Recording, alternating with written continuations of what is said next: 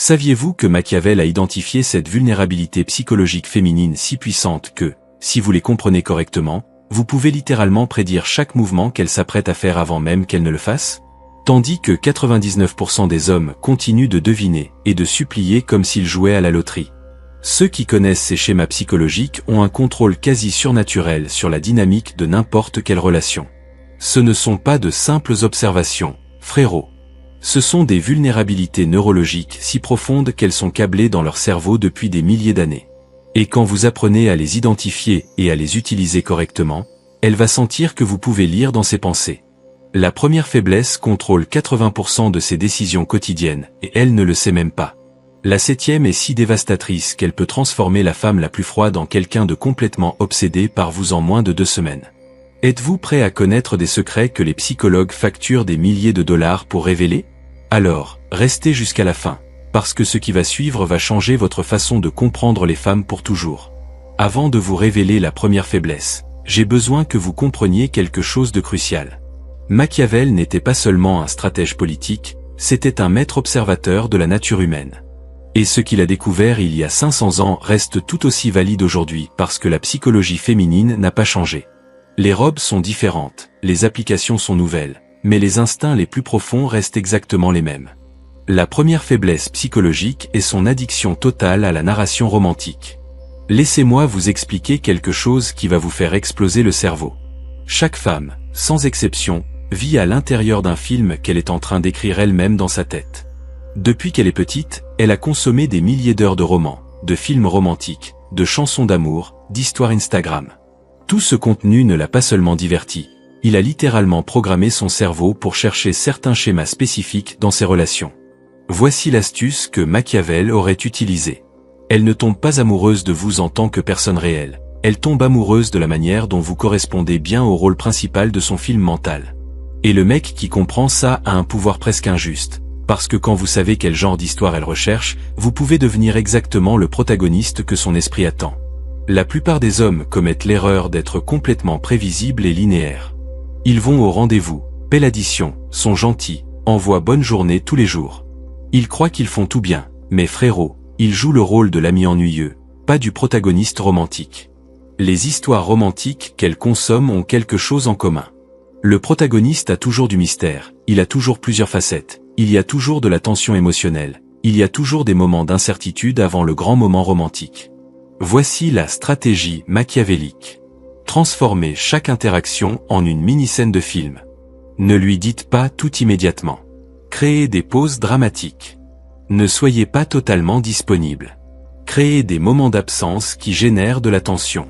Quand vous la voyez, ne suivez pas le scénario évident de tous les autres. Emmenez-la dans des endroits inattendus. Dites des choses qui la surprennent. Créez des moments qu'elle pourra raconter à ses amis comme si c'était des scènes de film. Par exemple, au lieu de lui dire directement « Tu es magnifique », attendez d'être dans un moment calme. Regardez-la intensément pendant 3 secondes sans rien dire. Et ensuite, dites quelque chose comme « Parfois, je suis complètement distrait quand je te regarde ». Cette pause, cette intensité, cette livraison calibrée de l'émotion, c'est ce que son cerveau est programmé pour interpréter comme romantique. Ce n'est pas de la manipulation bas de gamme, c'est comprendre le langage émotionnel auquel sa psychologie féminine répond de manière automatique. La clé ici est qu'elle a besoin de sentir que sa vie avec vous est une histoire qui vaut la peine d'être vécue. Quand vous réussissez ça, son cerveau libère de la dopamine chaque fois qu'elle pense à vous. Vous devenez littéralement son addiction préférée parce que vous représentez la narration romantique qu'elle a cherchée toute sa vie. Maintenant que vous comprenez comment fonctionne son addiction à la narration romantique, passons à la deuxième faiblesse psychologique.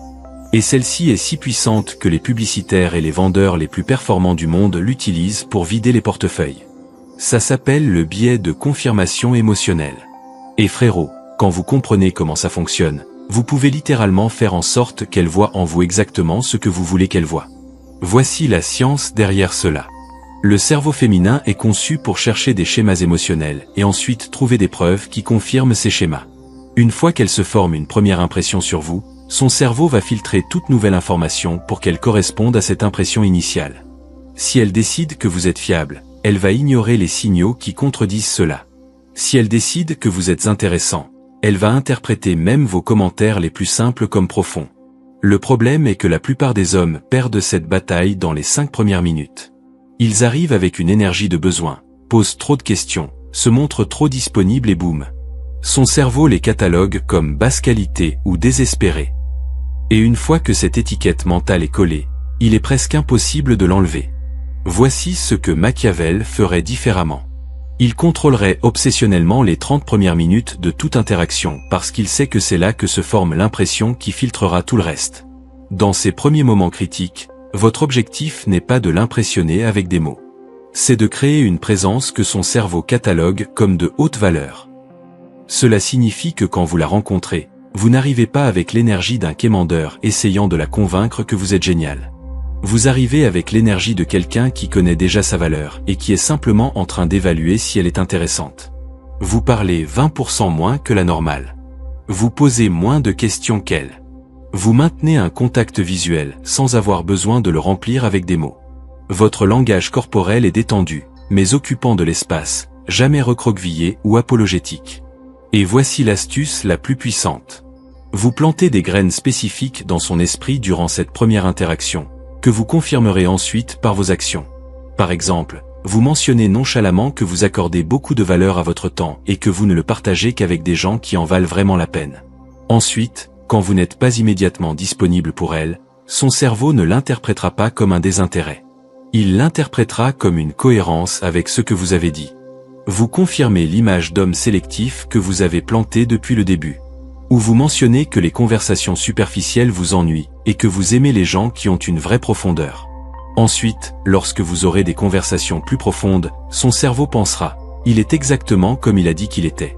Je peux faire confiance à ses paroles. » Cette congruence entre ce que vous dites et ce que vous faites est comme de la cocaïne neurologique pour le cerveau féminin. La vérité brutale est la suivante. Une fois que vous contrôlez cette première impression et que vous plantez les bonnes graines, son biais de confirmation travaille automatiquement en votre faveur. Elle va chercher des preuves que vous êtes exactement ce qu'elle a décidé que vous étiez dans ces premiers moments. Et si vous avez bien joué vos cartes, ce qu'elle a décidé, c'est que vous êtes un homme de haute valeur, intéressant, fiable et différent de tous les autres mecs qu'elle a connus. Nous arrivons à la 3e faiblesse psychologique. Et frérot, celle-ci est si profonde qu'elle touche le noyau évolutif du fonctionnement du cerveau féminin. Elle s'appelle l'anxiété d'investissement temporel, et quand vous comprenez comment la manipuler correctement, vous pouvez faire en sorte qu'une femme sente qu'elle a besoin de vous sécuriser avant qu'il ne soit trop tard. Laissez-moi vous expliquer la psychologie derrière cela. Les femmes ont une horloge biologique et sociale que les hommes n'ont tout simplement pas de la même manière. Chaque année qui passe, chaque anniversaire, chaque ami qui se marie ou a des enfants, active une alarme inconsciente dans son cerveau qui dit « Le temps presse », et cette pression temporelle crée une vulnérabilité psychologique massive que Machiavel aurait exploitée sans pitié. Voici ce que la plupart des hommes ne comprennent pas. Quand une femme sent que le temps est de son côté, qu'elle peut se permettre de prendre des décisions lentes, d'explorer des options, de jouer avec plusieurs prétendants, son comportement est complètement différent. Mais quand elle sent que le temps presse, quand elle perçoit qu'elle pourrait perdre quelque chose de précieux si elle n'agit pas vite, son cerveau entre en mode urgence et prend des décisions qu'elle ne prendrait normalement pas. La stratégie machiavélique ici comporte 2 parties. Premièrement, n'agissez jamais comme si vous aviez tout le temps du monde pour l'attendre. Les hommes qui disent des choses comme « je ne suis pas pressé »,« on peut prendre les choses calmement tout le temps dont tu as besoin », pensent être respectueux, mais ce qu'ils font vraiment, c'est lui enlever toute la pression temporelle qui la motiverait à s'engager. Au lieu de ça, vivez votre vie avec un but et un élan évident. Parlez de vos plans futurs, de vos projets, des endroits où vous allez voyager, des choses que vous construisez, non pas de manière prétentieuse, mais simplement comme quelqu'un dont la vie est en mouvement constant. Cela crée la sensation subconsciente dans son esprit que votre train est en train de quitter la gare, et si elle ne monte pas à bord bientôt, elle va rester sur le quai à vous regarder partir. La 2e partie est encore plus machiavélique. Introduisez subtilement des éléments qui lui rappellent sa propre pression temporelle. Cela ne signifie pas être cruel ou direct, cela signifie être stratégiquement conscient. Si elle mentionne qu'elle a 28 ou 32 ans, n'ignorez pas ce chiffre comme étant sans importance.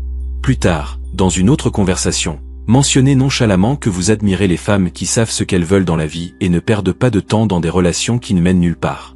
Ou quand vous voyez un couple avec des enfants, commentez quelque chose comme « J'adore voir des familles comme ça, ça me rappelle que je veux construire quelque chose de réel dans les prochaines années, pas seulement perdre mon temps ».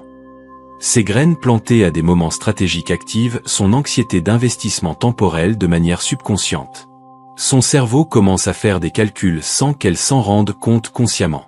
S'il veut quelque chose de sérieux bientôt, et que je le veux aussi éventuellement, alors je dois m'assurer que c'est moi qui le choisis, pas une autre.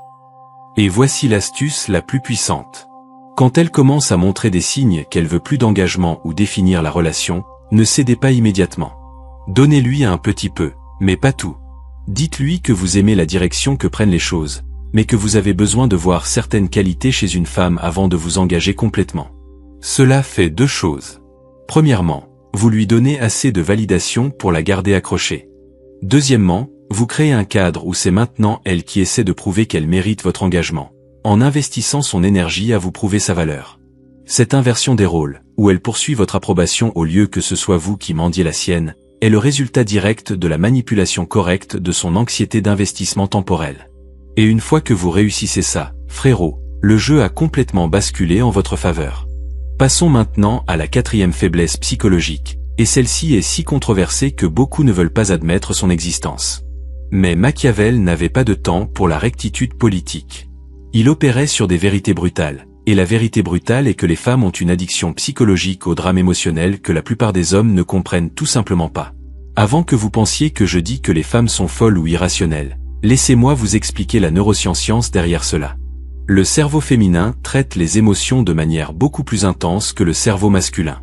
Elles ont plus de connexion entre l'hémisphère émotionnel et l'hémisphère logique.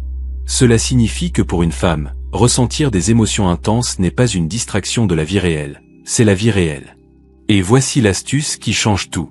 Les émotions intenses, même les négatives comme la jalousie, l'incertitude ou la frustration, sont préférables à l'ennui émotionnel. Leur cerveau préfère littéralement ressentir quelque chose de fort, même si c'est inconfortable, plutôt que de ne rien ressentir du tout. C'est pourquoi les relations stables et prévisibles finissent par leur sembler mortes. Non pas parce que l'homme est mauvais, mais parce qu'il n'y a pas assez de stimulation émotionnelle. C'est là que la plupart des hommes se plantent complètement. Ils croient qu'en étant le petit ami parfait, stable, sans conflit, toujours disponible, toujours d'accord, ils gagnent des points. Mais ce qu'ils font en réalité, c'est la priver des montagnes russes émotionnelles dont son cerveau est biologiquement conçu pour avoir besoin. Et quand vous ne les lui donnez pas, son cerveau va les chercher ailleurs, que ce soit dans des drames avec des amis, sur les réseaux sociaux ou, pire, dans l'attention d'autres hommes. La stratégie machiavélique n'est pas d'être un connard qui crée un drame toxique et destructeur.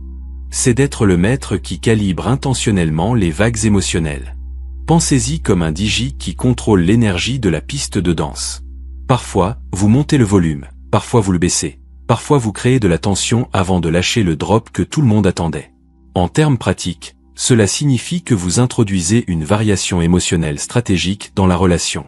Parfois, vous êtes intensément présent et attentif. Puis vous vous retirez subtilement et vous vous concentrez sur vos propres affaires. Parfois, vous êtes joueur et léger. Puis vous avez des moments de profonde gravité. Parfois, vous la faites se sentir complètement en sécurité. Puis vous introduisez un peu d'incertitude qui la fait de nouveau travailler pour votre attention. La clé est de ne jamais être plat émotionnellement. Les hommes ennuyeux ont la même énergie tout le temps, le même ton de voix, la même disponibilité, la même intensité. Ils sont comme une ligne droite sur un moniteur cardiaque. Et les femmes interprètent cette ligne droite comme la mort émotionnelle. Voici un exemple spécifique de la manière dont Machiavel utiliserait cette faiblesse. Imaginez que vous ayez beaucoup parlé toute la semaine. Tout va bien, il y a une bonne énergie. Au lieu de continuer sur ce rythme prévisible, vous devenez soudainement un peu plus distant pendant un jour ou deux. Vous ne disparaissez pas complètement, vous baissez juste l'intensité. Elle va remarquer ce changement immédiatement car son cerveau est calibré pour détecter les variations émotionnelles. Cette diminution de votre attention crée une petite vague d'anxiété dans son esprit. Que s'est-il passé? Ai-je fait quelque chose de mal? A-t-il perdu de l'intérêt? Et boum! Vous venez de créer une stimulation émotionnelle. Ensuite, quand vous revenez avec votre attention normale, ce retour est ressenti comme un soulagement intense, presque comme une petite victoire pour elle. Son cerveau libère de la dopamine pour ce changement positif et associe cette montée chimique à vous. Ce n'est pas être manipulateur. C'est comprendre que le cerveau féminin a besoin de variations émotionnelles pour rester accroché. Et l'homme qui peut fournir ces vagues de manière calibrée et contrôlée sans tomber dans une réelle toxicité a un pouvoir magnétique qu'elle ne peut pas expliquer, mais auquel elle ne peut certainement pas résister. Nous arrivons à la 5e faiblesse psychologique. Et, frérot, celle-ci est si fondamentale qu'elle affecte littéralement chaque décision qu'une femme prend dans sa vie, en particulier dans ses relations. Elle s'appelle le besoin d'approbation sociale, et elle va bien plus loin que de simples likes sur Instagram. Laissez-moi vous expliquer pourquoi cela existe au niveau évolutif. Pendant des milliers d'années, les femmes dépendaient de la tribu pour survivre.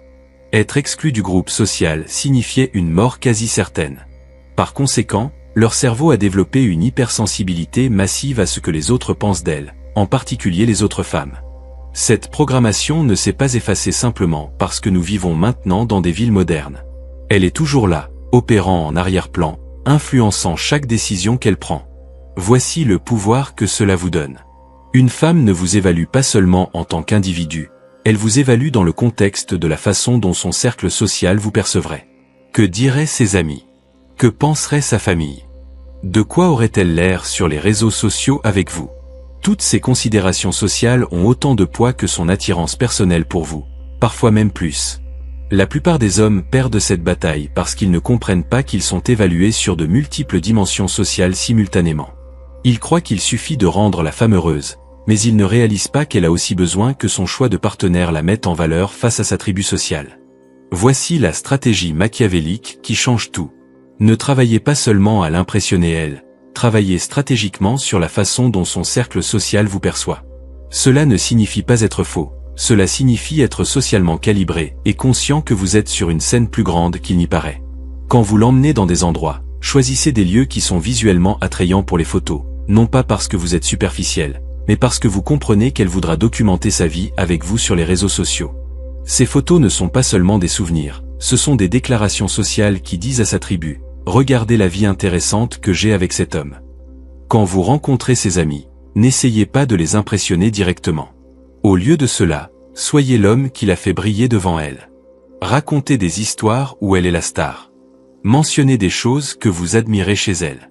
Faites-la se sentir valorisée en présence de son cercle. Ses amis rapporteront cette information directement à son cerveau, et cela vaut plus que tout ce que vous pourriez lui dire directement. Et voici l'astuce la plus machiavélique de toutes. Si vous voulez vraiment activer son besoin d'approbation sociale en votre faveur, devenez l'homme que les autres femmes remarquent, non pas de manière évidente ou irrespectueuse, mais simplement en étant quelqu'un qui a clairement des options. Quand elle voit que d'autres femmes vous trouvent attirant ou intéressant, son cerveau vous catégorise immédiatement comme plus précieux. C'est comme quand il y a une file d'attente devant un restaurant, vous supposez automatiquement que la nourriture doit être bonne. Les femmes utilisent l'attention des autres femmes comme une validation sociale de votre valeur. La réalité brutale est qu'elle a besoin de pouvoir justifier son choix non seulement à elle-même, mais aussi à son cercle social. Et quand vous lui donnez ce capital social, quand vous devenez quelqu'un qui la met en valeur face à sa tribu, son investissement émotionnel en vous se multiplie de manière exponentielle. Ce n'est plus seulement une attirance personnelle, c'est la protection de son image sociale. Et ça, frérot, c'est un niveau d'engagement beaucoup plus profond et difficile à rompre. Passons maintenant à la 6e faiblesse psychologique, et celle-ci est si puissante que les thérapeutes spécialisés passent des années à l'étudier. Elle s'appelle le vide de validation paternelle. Et bien que cela puisse paraître technique, frérot, quand vous comprenez cela, vous avez littéralement la clé maîtresse de sa psychologie la plus profonde. Voici la vérité qui dérange. La relation d'une femme avec son père ou sa figure paternelle affecte chaque relation amoureuse qu'elle aura dans sa vie. Si elle a eu un père présent, aimant, avec des normes claires, elle recherchera inconsciemment cela chez ses partenaires. Si elle a eu un père absent, critique ou émotionnellement distant, elle passera sa vie d'adulte à essayer de combler ce vide avec des hommes qui représentent inconsciemment ce qu'elle n'a jamais eu. Machiavel aurait parfaitement compris cela. On ne tombe pas amoureux de quelqu'un pour ce qu'il est. On tombe amoureux de la façon dont il nous fait nous sentir. Et si un homme peut combler les espaces émotionnels que son père a laissés vides, elle développera une dépendance psychologique si profonde qu'elle ne pourra même pas se l'expliquer. La stratégie, ici, n'est pas de devenir son père. Ce serait bizarre et malsain. C'est d'identifier quel type d'énergie masculine lui a manqué dans son enfance et de lui fournir des doses calibrées de cette énergie. Si son père était critique et ne la validait jamais, devenez l'homme qui reconnaît ses réussites authentiques sans exagérer. Si son père était absent et jamais disponible émotionnellement, soyez l'homme qui est présent mais sans être dans le besoin ou dépendant. Voici comment vous identifiez cela sans lui poser directement de questions sur son père. Écoutez les histoires qu'elle raconte sur son enfance. Prêtez attention à la façon dont elle décrit sa relation avec son père, les mots qu'elle utilise, le ton émotionnel, ce qu'elle ne dit pas mais qui est implicite. Ces détails vous donnent une carte parfaite de ses besoins émotionnels non satisfaits. Par exemple, si elle dit quelque chose comme « Mon père travaillait toujours, il n'avait jamais de temps pour nous, mais il nous donnait tout ce dont nous avions besoin », vous entendez qu'elle a manqué de présence émotionnelle bien qu'elle ait une provision matérielle. Cela signifie qu'elle valorise beaucoup plus votre temps et votre attention que n'importe quel cadeau cher que vous pourriez lui acheter. Ou si elle dit « Mon père était très strict, il y avait toujours des règles pour tout ». Cela peut signifier deux choses. Soit elle a développé une rébellion et cherche des hommes qui lui donnent de la liberté. Soit elle a intériorisé que les hommes forts ont des standards et s'attend à ce que vous en ayez aussi. La façon de savoir laquelle est la bonne est d'observer ses relations passées et ses schémas de comportement. La manœuvre machiavélique la plus puissante ici est de devenir l'homme qui lui donne ce que son père n'a pas pu lui donner, mais faites-le de manière calibrée, non pas de manière évidente ou thérapeutique, simplement comme une partie de qui vous êtes. Si vous détectez qu'elle a manqué de fierté paternelle, célébrez ses réussites. Si elle a manqué de protection, soyez l'homme qui la fait se sentir en sécurité. Si elle a manqué de structure, soyez l'homme qui a des limites claires. Mais voici l'avertissement critique. Ne lui dites jamais directement que vous comblez le vide de son père. Son esprit conscient rejetterait cette idée immédiatement car cela semble psychologique et manipulateur. Au lieu de cela, soyez simplement cette présence masculine que son subconscient a cherché toute sa vie. Et quand vous le faites correctement, elle dira des choses comme « Je ne sais pas, il y a quelque chose en toi qui me fait sentir comme à la maison » ou « Je ne me suis jamais senti aussi en sécurité avec quelqu'un ». Ces phrases sont la preuve que vous avez touché sa psychologie la plus profonde. Et cela nous amène à la 7e et dernière faiblesse psychologique, la plus dévastatrice de toutes. Celle-ci est si puissante qu'elle peut transformer la femme la plus indépendante, la plus froide, la plus difficile à impressionner, en quelqu'un de complètement obsédé par vous. Elle s'appelle la peur primaire de l'abandon.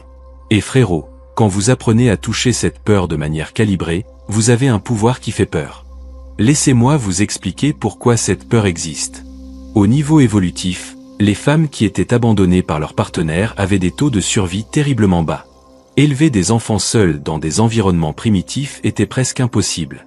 Par conséquent, le cerveau féminin a développé une hypersensibilité massive à tout signe potentiel d'abandon. Ce système d'alarme n'a pas disparu simplement parce que nous vivons maintenant dans des sociétés modernes. Il est toujours là, fonctionnant en arrière-plan, surveillant constamment les signes de perte d'intérêt ou d'éloignement. Voici le pouvoir que cela vous donne. Quand une femme perçoit que vous pourriez partir, que vous n'êtes pas une ressource garantie, son cerveau entre en mode panique et fait des choses pour vous sécuriser qu'elle ne ferait normalement pas. Le problème est que la plupart des hommes activent cette peur de manière maladroite et destructive. Ou pire, ils ne l'activent jamais et deviennent trop sûrs et prévisibles. La stratégie machiavélique ici est d'activer cette peur à des doses microscopiques, jamais de manière évidente ou cruelle. C'est comme ajouter des épices à un plat. Trop peu et il n'y a pas de saveur. Trop et vous ruinez le plat. Vous devez trouver ce point exact où elle ressent une légère insécurité quant à votre permanence. Mais pas au point que ça devienne toxique ou destructeur. Voici comment le faire correctement.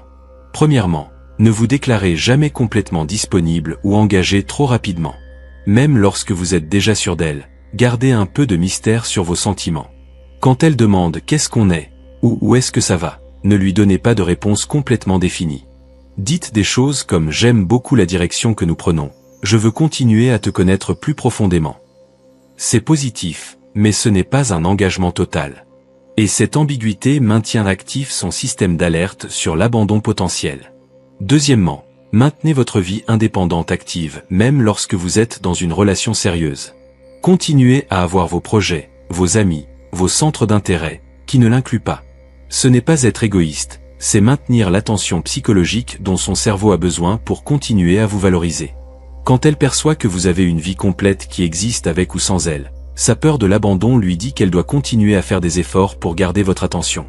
Troisièmement, et c'est crucial, lorsqu'il y a des conflits ou qu'elle dépasse vos limites, démontrez que vous avez la capacité émotionnelle de partir, non pas avec des menaces évidentes ou des ultimatums dramatiques, mais avec un calme absolu qui dit sans mots. Je te respecte assez pour rester, mais je me respecte trop pour accepter des comportements qui vont à l'encontre de mes valeurs. Cette disposition authentique à partir si nécessaire est un pur aphrodisiaque psychologique pour le cerveau féminin. L'erreur que commettent beaucoup d'hommes est qu'ils supplient, poursuivent ou essaient de la convaincre de rester quand il y a des problèmes.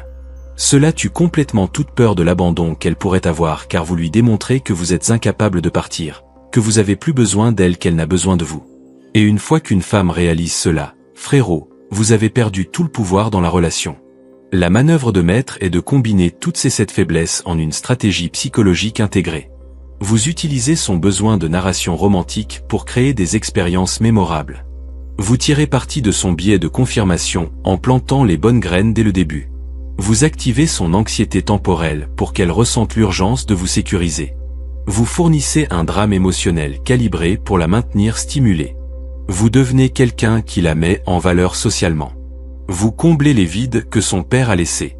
Et vous maintenez active sa peur de l'abandon avec votre disposition authentique à partir si nécessaire. Quand vous maîtrisez ces 7 faiblesses psychologiques, vous ne manipulez pas de manière cruelle ou destructive. Vous comprenez la psychologie féminine à un niveau que 99% des hommes n'atteindront jamais. Et cette connaissance vous donne un pouvoir qu'elle va sentir, mais qu'elle ne pourra pas expliquer. Elle dira des choses comme « Il y a quelque chose de différent en toi, je ne sais pas ce que c'est, mais je ne peux pas m'empêcher de penser à toi. » Voilà, frérot, les 7 faiblesses psychologiques que Machiavel aurait utilisées pour dominer le jeu moderne avec les femmes. Du contrôle de la façon dont son cerveau crée des narrations romantiques jusqu'à toucher ses peurs les plus profondes de l'abandon. Ce ne sont pas des astuces superficielles qui cessent de fonctionner après un mois. Ce sont des principes psychologiques fondamentaux, qui resteront vrais tant que le cerveau féminin restera le cerveau féminin. Mais laissez-moi être absolument clair sur ce point. Cette connaissance s'accompagne d'une responsabilité massive. Vous pouvez l'utiliser pour construire des relations profondes, authentiques et mutuellement satisfaisantes où les deux gagnent. Ou vous pouvez l'utiliser pour manipuler et blesser. La différence réside dans votre intention et votre caractère en tant qu'homme. Machiavel comprenait le pouvoir, mais le vrai pouvoir n'est pas de contrôler les autres, c'est de se contrôler soi-même d'abord. Ces stratégies fonctionnent mieux lorsqu'elles proviennent d'un homme qui a véritablement sa vie en ordre, qui se respecte, qui a des standards et qui est prêt à s'éloigner de toute situation qui ne le mérite pas. Si vous voulez vraiment dominer votre vie avec les femmes et devenir cet homme magnétique qu'elles poursuivent au lieu de le poursuivre, abonnez-vous à la chaîne et aimez cette vidéo, car j'ai plus de contenu de psychologie masculine avancée qui va complètement transformer non seulement la façon dont vous interagissez avec les femmes, mais aussi la façon dont vous vous percevez en tant qu'homme. Et laissez-moi vous dire quelque chose de plus. Après avoir étudié ces faiblesses pendant des années, après avoir vu comment elles fonctionnent dans la vie réelle avec des milliers d'hommes qui ont appliqué ces principes, j'ai réalisé quelque chose de crucial. L'homme qui maîtrise vraiment ces stratégies n'est pas celui qui les utilise pour accumuler des conquêtes vides ou pour gonfler son ego, c'est celui qui les utilise pour trouver la bonne femme et construire quelque chose de réel qui en vaille la peine, parce que voici la vérité finale que personne ne vous dit. Une fois que vous comprenez la psychologie féminine à ce niveau, les femmes cessent d'être un mystère confus et frustrant. Elles deviennent prévisibles dans le meilleur sens du terme et cette prévisibilité vous donne un calme et une confiance qui sont magnétiques. Vous n'êtes plus anxieux, vous ne devinez plus, vous ne suppliez plus, vous savez simplement quoi faire, quand le faire et pourquoi ça fonctionne. Cette transformation d'homme confus et réactif à homme sûr et stratégique ne change pas seulement votre vie amoureuse, elle change tout, votre carrière, vos amitiés, votre relation avec vous-même, parce que les principes de pouvoir social, de lecture psychologique et de contrôle émotionnel que vous utilisez avec les femmes sont les mêmes que ceux dont vous avez besoin pour réussir dans n'importe quel domaine de la vie. Donc mon défi pour vous est le suivant. N'utilisez pas cette connaissance seulement pour obtenir de l'attention féminine ou une validation externe. Utilisez-la pour devenir la version la plus puissante, la plus intégrée, la plus authentique de vous-même. Devenez l'homme qui non seulement attire les meilleures femmes, mais qui les garde parce qu'il vaut vraiment la peine d'être avec lui. Et quand vous arriverez à ce point, frérot, quand vous combinerez pouvoir psychologique avec un caractère réel, avec un but authentique, avec des standards inébranlables, vous aurez quelque chose que très peu d'hommes dans ce monde ont. Vous aurez un véritable pouvoir masculin, pas le pouvoir superficiel d'accumuler des chiffres ou des likes, mais le pouvoir profond de vivre selon vos propres termes, de choisir consciemment qui entre dans votre vie et de construire quelque chose qui compte vraiment. C'est ce que Machiavel comprenait vraiment. Le pouvoir n'est pas de contrôler les autres. C'est de se contrôler si complètement que les autres veulent naturellement vous suivre. Et quand vous appliquez cela aux relations avec les femmes, quand vous devenez cet homme qui a un contrôle total sur sa psychologie, ses émotions et ses standards, les femmes ne vont pas seulement vous désirer, elles vont vous respecter. Et frérot, ce respect combiné au désir est la combinaison la plus puissante qui existe. Voilà. Cette faiblesse psychologique féminine qui change complètement la donne. Maintenant, c'est à vous de décider ce que vous allez faire de cette connaissance. Vous pouvez fermer cette page, l'oublier et continuer à faire la même chose que vous avez toujours faite. Ou vous pouvez passer à l'action, appliquer ces principes et transformer votre vie avec les femmes pour toujours. La décision vous appartient, frérot. Mais rappelez-vous, la connaissance sans action n'est que du divertissement. Et je sais que vous n'êtes pas ici pour vous divertir, vous êtes ici pour vous transformer. Alors, prenez ce que vous avez appris aujourd'hui, sortez et devenez l'homme que ces stratégies exigent que vous soyez. On se voit dans la prochaine vidéo, où je vous révélerai des tactiques encore plus avancées qui porteront votre compréhension de la psychologie féminine au niveau supérieur. D'ici là, restez fort, restez concentré et rappelez-vous que le vrai pouvoir vient toujours de l'intérieur vers l'extérieur, jamais l'inverse.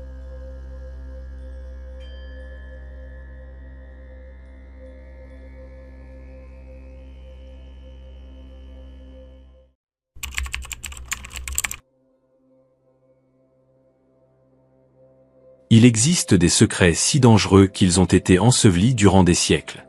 Des savoirs si explosifs que l'Église les a déclarés hérétiques. Des vérités si brutales sur la nature féminine qu'elles furent bannies des textes anciens. Mais Machiavel les connaissait, et il les a utilisées. Pendant que les prêtres prêchaient l'amour inconditionnel et leur mission masculine déguisée en chevalerie, Machiavel observait en silence. Il voyait comment les hommes les plus puissants de Florence, de Rome et de Venise conquéraient non seulement des cités, mais aussi des cœurs. Non par des prières, non par de la poésie romantique, mais par quelque chose de bien plus sombre et efficace. Et aujourd'hui, après 500 ans de censure, je vais te révéler ce savoir interdit. Si tu as plus de 30 ans et que tu crois encore que les fleurs et les compliments vont faire qu'une femme se rende à tes pieds, cette vidéo va détruire cette illusion. Si tu penses qu'en étant le gentil garçon, tu vas finalement gagner son cœur, prépare-toi à une vérité brutale. Parce que ce que je vais t'enseigner ne vient pas des livres de développement personnel. Ça vient des salons du pouvoir de la Renaissance, des chambres à coucher des courtisanes qui manipulaient les rois, des lettres secrètes que Machiavel a écrites et que l'Église a tenté de brûler. Es-tu prêt à connaître ce qu'on t'a caché? Alors suis-moi dans les ombres du savoir interdit. Durant la Renaissance, l'Église contrôlait tout, tes pensées, tes actions et spécialement tes désirs. On te disait que le sexe était péché, que désirer une femme était une faiblesse, que l'homme vertueux devait réprimer ses instincts et devenir un agneau obéissant. Et sais-tu ce qui se passait? Les hommes qui suivaient ces règles mouraient seuls, frustrés, tandis qu'ils regardaient, impuissants, les princes, les mercenaires et les artistes coucher avec les plus belles femmes d'Europe. Machiavel a vu cette hypocrisie et a souri, car il avait compris quelque chose que l'Église voulait désespérément dissimuler. Les femmes ne se rendent pas à la vertu, elles se rendent au pouvoir. Mais pas le pouvoir évident, pas la violence brute ni la richesse ostentatoire. Non, Machiavel a découvert quelque chose de bien plus subtil et létal, un type de pouvoir qui opère dans les ombres de la psyché féminine, un pouvoir qui fait qu'une femme choisit de se rendre, en croyant que la décision venait d'elle. Laisse-moi être clair, ceci n'est pas de la manipulation bas de gamme, c'est de la stratégie basée sur la compréhension de la psychologie humaine réelle, pas sur le conte de fées que t'ont vendu les films romantiques. Les hommes qui dominaient la Renaissance comprenaient quelque chose de fondamental. L'attirance n'est pas une décision consciente, c'est une réponse chimique à des stimuli spécifiques, et ces stimuli peuvent être activés avec une précision chirurgicale. L'Église t'a enseigné à être direct, à déclarer tes intentions, à être honnête quant à tes sentiments. Dis-lui que tu l'aimes, prêchait les prêtres, sois transparent, car Dieu récompense la sincérité. Mensonge. Pur mensonge, conçu pour te faire échouer. Parce que lorsque tu es complètement transparent, elle détient tout le pouvoir. Elle sait exactement à quel point tu la désires, elle sait qu'elle t'a déjà, et à cet instant, quelque chose de chimique se produit dans son cerveau. Le défi disparaît, la conquête s'achève, et avec elle, l'attirance s'évapore comme de l'eau dans le désert. Machiavel a écrit dans ses lettres privées quelque chose qu'il n'a jamais mis dans Le Prince, car il savait que c'était trop dangereux. Le désir féminin ne se nourrit pas de certitudes, mais de possibilités. Laisse-moi t'expliquer comment utiliser cela avec précision. Quand tu es avec une femme qui t'intéresse, ne révèle jamais, au grand jamais, complètement ton jeu. Elle te demande, est-ce que je te plais? Tu ne réponds pas par un oui, tu me plais énormément. C'est un suicide stratégique. Tu souris légèrement, tu la regardes dans les yeux et tu dis, il y a quelque chose en toi qui m'intrigue. Je ne sais pas encore exactement quoi. Tu vois la différence? Dans la première réponse, le jeu est terminé. Dans la seconde, tu viens de planter une graine d'obsession dans son esprit. Maintenant, c'est elle qui va penser à toi. C'est elle qui va essayer de déchiffrer ce quelque chose. C'est elle qui va chercher ta validation. Tu viens d'inverser le pouvoir. Mais voici l'erreur que commettent 90% des hommes. Ils confondent l'ambiguïté avec la froideur. Ne sois pas l'idiot distant qui ne montre jamais d'intérêt. Ce n'est pas du mystère, c'est de la lâcheté émotionnelle. L'ambiguïté calculée signifie que tu alternes les signaux. Un jour, tu es chaleureux et attentif. Le lendemain, tu es occupé par ta mission. Un soir, tu la regardes comme si elle était la seule femme sur la planète. La semaine suivante, tu es complètement absorbé par ton projet. Ceci crée ce que les psychologues appellent le renforcement intermittent, le même principe qui rend les machines à souci addictives. Son cerveau ne sait jamais quand arrivera la prochaine récompense de ton attention. Alors, il reste accroché, la cherchant constamment. Les courtisans de la Renaissance maîtrisaient cela. César Borgia, le modèle du prince de Machiavel, ne révélait jamais complètement ses intentions. Les femmes de la cour devenaient obsédées en essayant de le déchiffrer, et pendant qu'elles investissaient de l'énergie mentale en lui, il conquérait des territoires, au sens propre comme au figuré. Les chevaliers médiévaux poursuivaient, suppliaient, s'agenouillaient devant les dames. L'Église applaudissait cette noblesse. Et qu'obtenaient ces chevaliers? D'être vus comme un divertissement, comme des bouffons émotionnels, pendant que les dames couchaient avec les mercenaires rudes qui les ignoraient. Machiavel a tout observé depuis les cours florentines, et il a écrit dans un manuscrit que peu connaissent. Ce que tu poursuis t'échappe, ce dont tu t'éloignes te poursuit. C'est le paradoxe fondamental de l'attirance féminine, et il fonctionne parce qu'il touche une vérité évolutive ancienne. Les femmes sont programmées pour poursuivre ce qui est rare, ce qui a de la valeur, ce qui est difficile à obtenir. Non pas parce qu'elles sont superficielles, mais parce que durant des millions d'années, les ressources rares étaient les plus précieuses, et les hommes rares étaient les génétiquement supérieurs.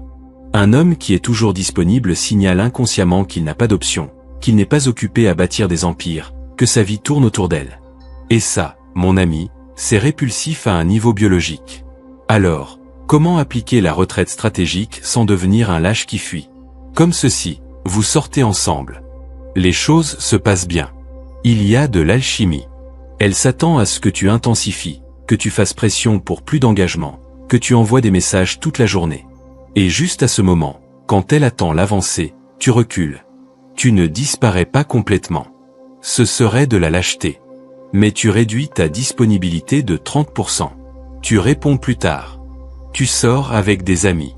Tu te concentres sur tes projets. Quand elle demande ce qui s'est passé, tu dis simplement « Rien, j'ai été occupé à construire quelque chose d'important. » Et voici la clé, cela doit être vrai. Tu ne peux pas feindre d'avoir une mission. Tu dois véritablement en avoir une. Les hommes de la Renaissance qui conquéraient les cœurs ne feignaient pas d'être occupés. Ils étaient occupés à conquérir des cités, à créer de l'art, à bâtir des fortunes. Les femmes étaient la récompense, non l'objectif. Que se passe-t-il dans son esprit lorsque tu recules stratégiquement? D'abord, la panique. Ai-je fait quelque chose de mal? Ensuite, l'insécurité. Est-il en train de perdre de l'intérêt? Et finalement, quelque chose de magnifique, l'effort.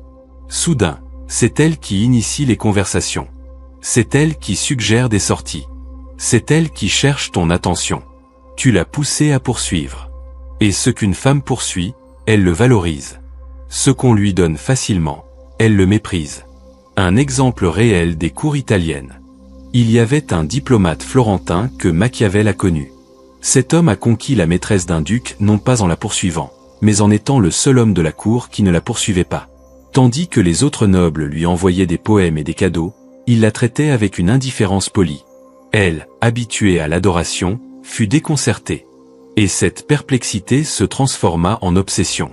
Au final, ce fut elle qui le séduisit. Mais attention, la retraite stratégique ne fonctionne que si tu as déjà établi ta valeur au préalable. Tu ne peux pas te retirer de quelqu'un qui ne t'a jamais voulu. C'est comme retirer un investissement que tu n'as jamais fait. Tu dois d'abord créer de l'attirance, démontrer de la valeur, générer de l'intérêt. Et ensuite, Tu recules pour qu'elle poursuive ce qu'elle a déjà goûté et apprécié. Voici la partie que l'Église haïssait vraiment. La partie qu'il considérait comme de la sorcellerie émotionnelle. Pendant des siècles, la société a entraîné les femmes à réprimer leur nature sexuelle. À être des dames. À feindre l'innocence. À agir comme si le sexe était quelque chose qu'elles supportent par amour, pas quelque chose qu'elles désirent voracement. Mensonges. Tous des mensonges de contrôle social. Machiavel connaissait des courtisanes, des femmes qui avaient rejeté la farce morale et embrassé leur pouvoir sexuel. Et il a remarqué quelque chose de fascinant. Ces femmes ne se rendaient pas aux hommes timides et respectueux qui les traitaient comme des saintes. Elles se rendaient aux hommes qui reconnaissaient et éveillaient leurs fins cachées. Écoute ceci avec attention, car c'est de la dynamite à l'état pur. À l'intérieur de chaque femme respectable se trouve une créature sauvage enchaînée par les attentes sociales. Ton travail n'est pas d'être un autre geôlier qui renforce ses chaînes en la traitant comme une dame fragile. Ton travail est d'être la clé qui ouvre la cage. Mais le faire requiert de la finesse. Je ne parle pas d'être vulgaire ou explicite comme un adolescent écervelé. Je parle de créer un espace émotionnel sécurisant où elle peut explorer cette partie réprimée d'elle-même. Comment? Premièrement, en détruisant le cadre de gentille fille contre mauvaise fille. Quand tu es avec elle, ne juge jamais la sexualité féminine. N'agis jamais de manière surprise ou scandalisée quand elle révèle quelque chose de sauvage sur elle-même. Au lieu de ça, normalise-le. Approuve-le. Crée un espace où elle peut être sa version sans filtre, sans peur de ton jugement. Imagine cette scène. Vous buvez du vin, vous discutez. Elle, moitié en plaisantant, moitié sérieusement, mentionne un fantasme sexuel. L'homme moyen se fige, rougit, ou fait un commentaire maladroit qui détruit le moment. Toi non.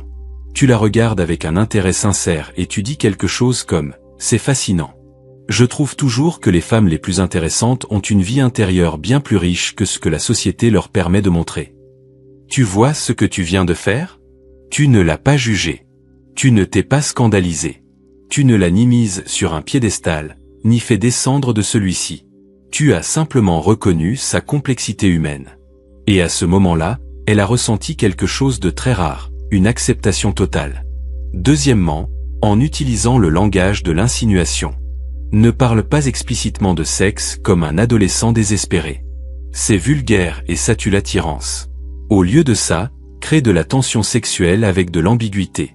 Un commentaire qui peut être interprété de deux manières. Un regard qui dure une seconde de plus que la norme. Un contact accidentel dont vous savez tous les deux qu'il n'était pas accidentel. Exemple concret. Elle te parle d'un massage qu'elle a reçu. L'homme moyen dirait quelque chose de générique comme « Super, j'en ai besoin d'un aussi ». Ennuyeux.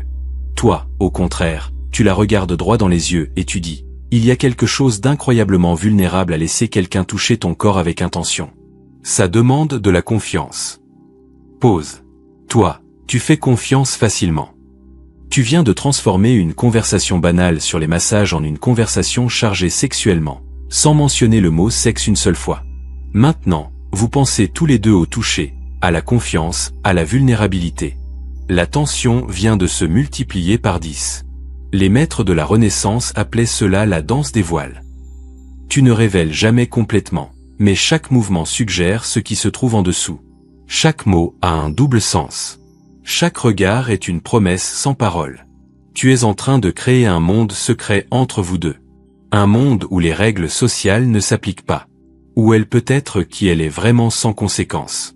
Et quand tu réussis cela, quand elle sent qu'avec toi, elle peut libérer cette partie réprimée d'elle-même, sans être jugée ni rejetée, quelque chose de chimique explose dans son cerveau.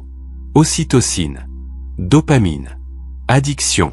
Elle ne te désire pas seulement, elle a besoin de toi, parce que tu es le seul homme qui la fait se sentir complète, qui voit toutes ses facettes et ne s'enfuit pas, effrayé.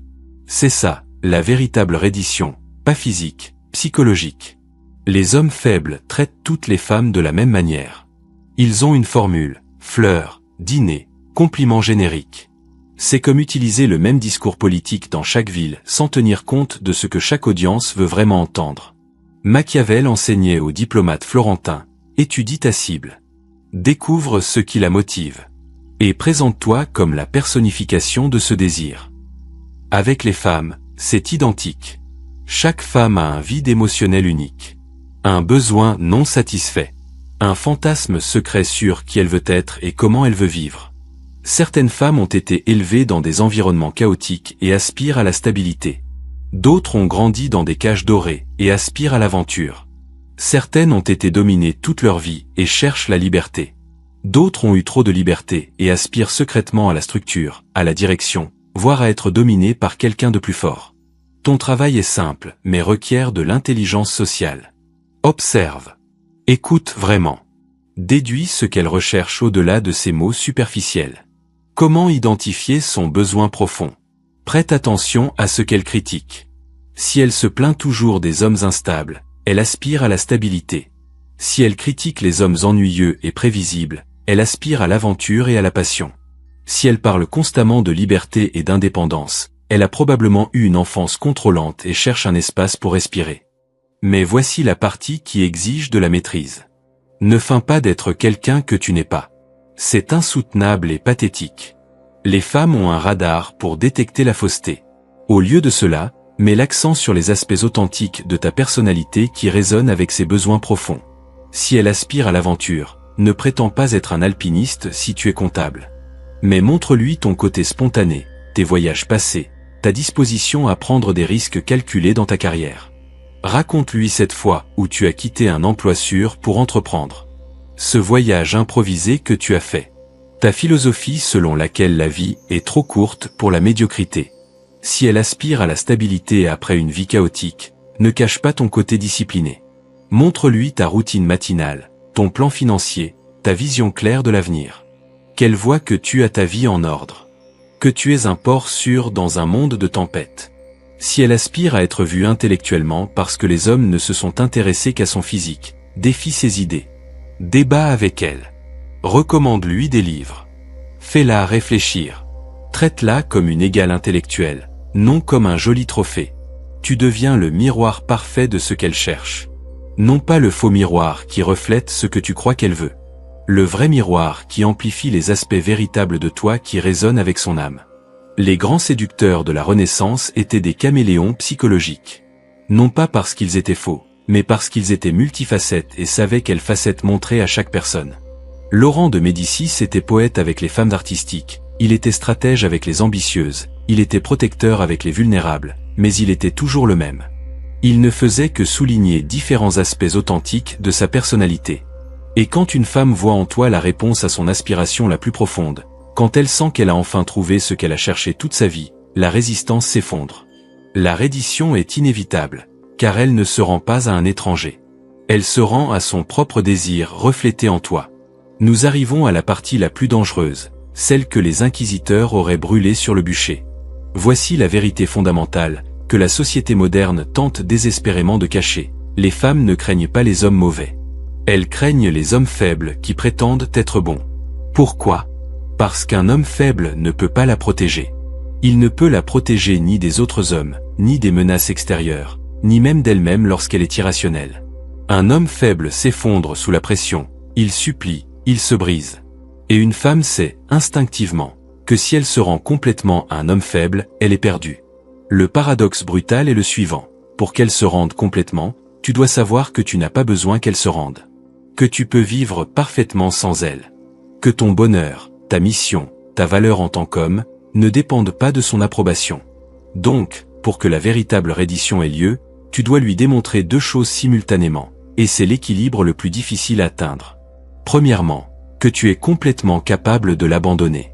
Que tu as des options, une valeur propre, et une mission plus grande qu'elle.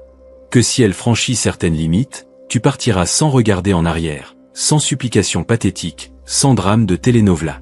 Cela lui démontre la force, l'abondance, une haute valeur. Deuxièmement, que tu choisis de rester. Que malgré tes options, malgré le fait que tu puisses partir quand tu veux, tu décides de construire quelque chose avec elle. Mais c'est une décision consciente, pas un besoin désespéré. C'est un don de ton temps et de ton énergie, pas une supplique pour des miettes de son attention. Cet équilibre est le saint graal de l'attirance féminine. Elle a besoin de sentir que tu es avec elle parce que tu le veux, non parce que tu as désespérément besoin d'elle. Et tu as besoin de savoir que cette volonté a des conditions, des standards, des limites infranchissables. Comment le communiques-tu sans être un imbécile ? avec des limites claires et des conséquences cohérentes. Exemple, si le manque de respect est ta limite non négociable, et qu'elle franchit cette ligne, tu n'exploses pas et ne supplies pas. Tu te retires simplement. Je n'accepte pas ce type de communication. Quand tu seras prête à parler avec respect, fais-le moi savoir. Et tu t'en vas. Sans drame, sans appel suppliant, simplement l'absence. Cela produit quelque chose de puissant dans sa psyché. Cela lui démontre que tes mots ont du poids. Que tu n'es pas comme les autres hommes qui établissent des limites qu'ils ne respectent jamais. Qu'avec toi, les conséquences sont réelles. Mais voici la partie qui sépare les maîtres des imbéciles. Quand elle se corrige, quand elle respecte la limite, tu es magnanime. Tu ne punis pas éternellement. Tu ne gardes pas de rancune. Tu reviens avec chaleur, comme si rien ne s'était passé. Cela lui enseigne que les limites ne concernent pas le contrôle ou la vengeance, mais le respect mutuel. Les princes de la Renaissance que Machiavel étudiait étaient maîtres en la matière. César Borgia était brutal avec les ennemis qui franchissaient les lignes, mais généreux avec les alliés loyaux. Les femmes de sa cour savaient qu'il pouvait les détruire ou les élever, et cette combinaison de danger et de générosité les rendait accros. Quand tu atteins cet équilibre, quand elle sent que tu es avec elle, mais que tu n'as pas besoin d'être avec elle, quand elle sait que tu peux partir demain mais que tu choisis de rester aujourd'hui, c'est là que la magie la plus profonde opère. Elle baisse les armes, abandonne ses défenses, arrête de tester, de manipuler, de contrôler, et elle se rend complètement, parce qu'elle a enfin trouvé ce que chaque femme recherche inconsciemment. Un homme qui ne peut être ni contrôlé ni manipulé, mais qui choisit librement de partager son pouvoir avec elle.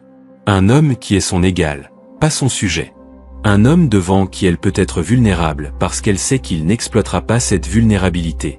Un homme assez fort pour partir, mais assez sage pour rester. Voilà ce que l'Église voulait interdire. Non pas parce que c'est mal ou immoral, mais parce que les hommes dotés de ce savoir ne sont pas contrôlables. Ils n'obéissent pas aveuglément, ne se contentent pas de miettes, n'acceptent pas d'être des citoyens de seconde zone dans leurs propres relations. Ils exigent le respect, créent leurs propres règles, vivent selon leurs propres codes. Et les femmes, malgré toute la programmation sociale, malgré tous les discours féministes, malgré tout ce qu'elles disent consciemment vouloir, se rendent à ces hommes. Elles l'ont toujours fait, elles le feront toujours. Parce que ces vérités ne sont pas écrites dans les livres de l'Église ou dans les scénarios d'Hollywood. Elles sont écrites dans des millions d'années d'évolution, dans l'ADN, dans les instincts qu'aucune quantité d'ingénierie sociale ne peut effacer. Machiavel le savait, les princes de la Renaissance le savaient, les hommes qui écrivaient l'histoire pendant que d'autres la lisaient le savaient. Et maintenant, toi aussi, tu le sais. Mais le savoir sans l'action n'est qu'un divertissement. C'est de la masturbation intellectuelle. C'est l'illusion de l'amélioration, sans l'inconfort du changement réel. Alors, laisse-moi te donner la dernière étape, la seule qui compte. Ce soir, quand tu fermeras cette vidéo, regarde-toi dans le miroir et pose-toi cette question machiavélique. Est-ce que je vis comme un homme que les femmes poursuivent ou comme un homme qui poursuit les femmes? Si c'est la seconde option, tu sais maintenant ce qu'il faut changer. Tu sais quelles armes utiliser. Tu sais que le pouvoir dans les relations ne se mendie pas. Il se conquiert avec une intelligence stratégique et une présence masculine authentique. Arrête d'envoyer des messages de bonjour en espérant qu'elle te valorise enfin. Arrête d'être disponible 24h24, 7j7 comme un chien attendant des miettes. Arrête de confesser tes sentiments en espérant que ça la fasse fondre. Arrête d'être prévisible, sûr, domestiqué. Deviens l'homme rare. L'homme avec une mission. L'homme qui n'a pas besoin, mais qui choisit. L'homme qui voit toutes les facettes d'elle s'enfuir. L'homme qui établit des limites et les respecte. Deviens l'homme devant qui elle se rend. Non pas parce que tu l'as manipulée, mais parce qu'elle a enfin trouvé ce que sa biologie et sa psychologie recherchent depuis qu'elle est une petite fille rêvant de prince. Un homme réel. Pas le prince charmant de Disney. Un prince de la Renaissance. Dangereux, intelligent, puissant, mais qui choisit d'utiliser ce pouvoir pour construire, non pour détruire. L'Église a tenté de dissimuler ce savoir car les hommes puissants sont difficiles à contrôler. Mais nous ne sommes plus au XVIe siècle. Il n'y a plus d'inquisition pour te punir de connaître la vérité. Il n'y a qu'une seule question, vas-tu utiliser ce savoir ou vas-tu redevenir l'homme prévisible, transparent, nécessiteux, qui finit seul en se demandant pourquoi les femmes ne le valorisent pas? Le choix, comme toujours dans la philosophie de Machiavel, est tien. Je ne fais qu'allumer la torche dans l'obscurité. C'est à toi de décider si tu entres dans la grotte du savoir interdit ou si tu restes dehors à trembler de peur morale, te consolant avec des mensonges réconfortants sur l'amour inconditionnel et les âmes sœurs. On se voit dans la prochaine vidéo, si tant est que tu aies le courage de revenir. Car les prochaines vérités sont encore plus sombres. Nous allons parler de la manière dont les maîtres de la Renaissance utilisaient la jalousie stratégiquement. Comment ils transformaient la compétition féminine en leur allié. Comment ils faisaient en sorte que plusieurs femmes rivalisent pour eux sans paraître manipulateurs. Et tous les hommes ne sont pas préparés pour ce niveau de jeu. La question est, l'es-tu ?